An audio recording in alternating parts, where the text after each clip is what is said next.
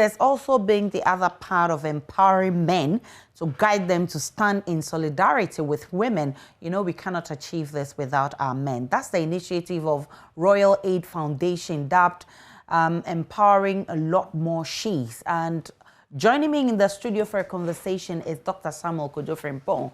He's a founder for RoyalAid. Doc, grateful to have you. Thank you. What really motivated this campaign?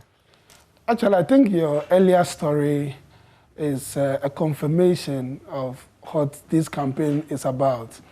We've realized that over the years, the focus and attention has been on the women empowerment, forgetting that we also need the men to be able to understand the essence of empowering the women.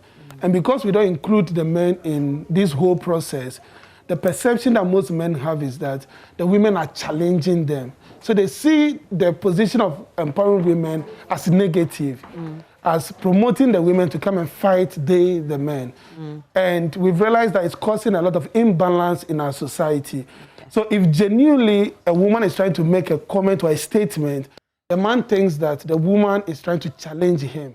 It's okay, you, because of women empowerment, you think you can say anything you like.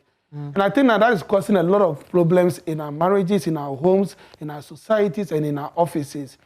And like your earlier story said about the murder case, and you heard both Mr. Notte and then the woman, Dinah, talking about, you could see that it all boils down to the fact that the men do not see the importance of supporting the women and empowering the women. Okay. That's why RoyalAid Foundation has come up with this initiative, which is Helms, and it stands for He Empowering a Lot More She's. Okay. So that the men will come on board for us to support the women, to know that the fight is not against the men, but it is rather for the women also to be carried along for us to achieve the equality that we seek for. So exactly what do you seek to achieve with this campaign? So what we seek to achieve is to be able to educate the men, especially the boys, for them to come to understanding and realization that when we talk about women empowerment, it is for our own good and for the good of the society.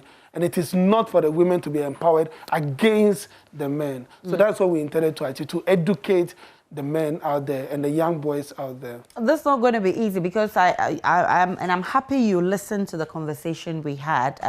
The fact that we've been doing this for over a period, but we're still getting back to men hating their wives, men not understanding why women should be empowered, men thinking that women are rather trying to challenge them instead of understanding that they need to be empowered. How do you intend to achieve this? Yeah, that's the problem, because our focus has been the women. When you look at all the seminars, the women empowerment seminars, and the training that have been going on, it's only the women they target. Okay. They don't bring in the men. So the men assume that the women are being encouraged to fight them. Okay. But our focus is on the men now. So we are bringing the men on board to educate them, to explain to them that the essence is not for the women to fight against you. But these are the reasons why we talk about the women empowerment.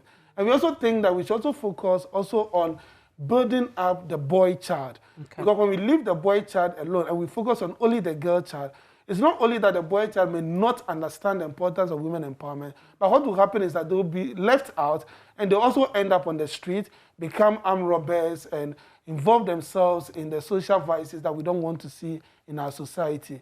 So that is why we also want, we are not only focusing on the men living at the women. The main objective is for the men to help achieve the women empowerment that we all work towards. So let's talk about the campaign you launched today. How is it going to be rolled out? Where are you starting from? So we started from Accra today, and what we intended to do is to spread it across the regions. We decided that it's not going to be a fanfare and that ends. It's like one day wonder. So we started communicating with the various stakeholders. These stakeholders include the regional ministers and the regional educational directors, because we chose the educational director because of the school clubs that we want to form. So we need educational directors to help us. We also want to reach out to those who are not in the schools. So we needed the district assemblies to also to support us. That's why we are using the regions to help us reach out to the various districts. And we intended touching all the 16 regions. And so far, we are so grateful that we have about 17 mentors that have come on board to support this initiative. And they were all at the launch today. They want to support us to be able to reach out to the boy child so that at the end of the day, the boy child will be able to understand the importance of supporting the girl child as well. I wish you all the best in this campaign. Dr. Samuel Kojo Frimpong, he's founder for RoyalAid